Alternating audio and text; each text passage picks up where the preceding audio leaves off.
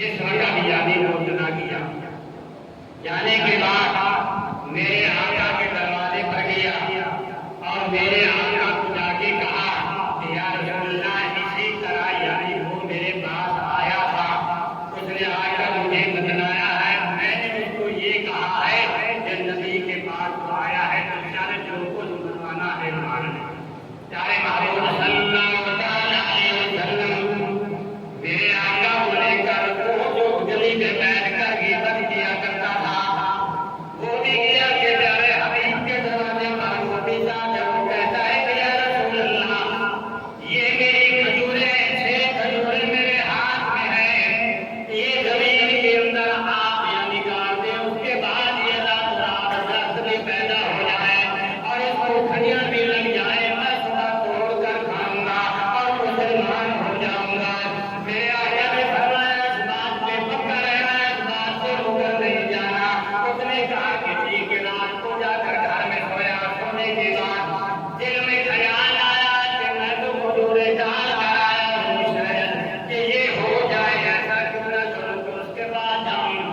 اس نے سوچا کہ میں ابو جہل کے پاس جاؤں، ابو جہل کو جا کر کہوں کہ ایک میں بڑا غلط کام کر کے آیا ہوں کہ محمد کے پاس گیا تھا، اس کو میں نے اسی طرح کہا زمین کے اندر ہم کا ڈال کر کھٹی کے پودے لگا کے آ گئے۔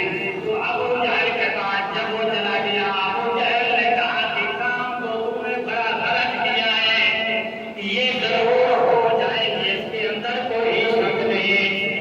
ابو جہل کہنے لگا اس کے اندر شک نہیں، یہ ہو جائے گی، پر یہ نے کہا جو کام ہو گیا ہو گیا، اور کی تدبیر سوچ یہ نہ ہو، صبح اٹھ کر ہم سچے ہو جائیں گے۔ محمد کے پاس گئے تھے کہ وہ ہماری دعا اور ہماری جو نبی نے کہا تھا وہ پوری نہیں ہوئی۔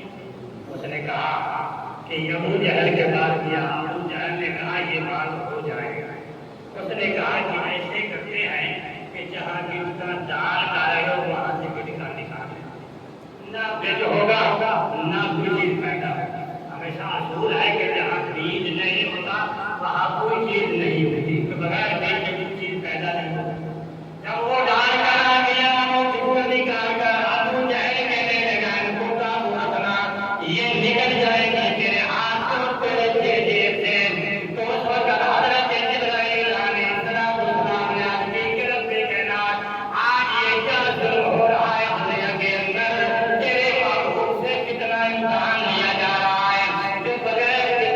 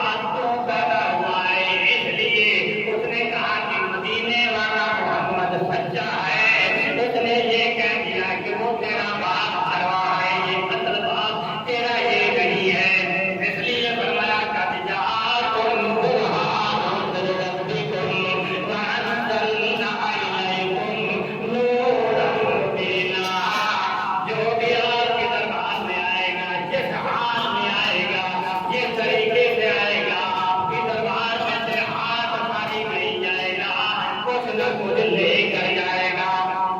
لوگ تو کہتے ہیں نا محمد صلی اللہ علیہ وسلم دنیا سے چلے گئے ہمیں کچھ نہیں ملتا. میں کہتا ہوں آج بھی تو مدینہ پاک میں وہاں جا کر مانگو آج بھی تو ملے گا.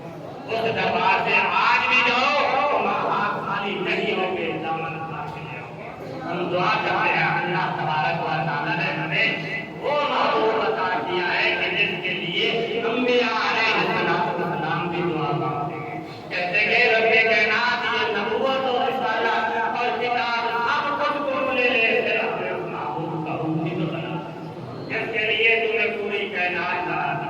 حضرت موسیٰ علیہ السلام فرماتے ہیں میں نے تورات کے اندر دیکھا کہ ایک امت وہ آئے گی صبح سے لے کر شام تک گناہ کرے گی شام کو آ کر سر کا جھکائے کرے گی سبحان ربی الاعلیٰ اللہ میں گناہگار ہوں.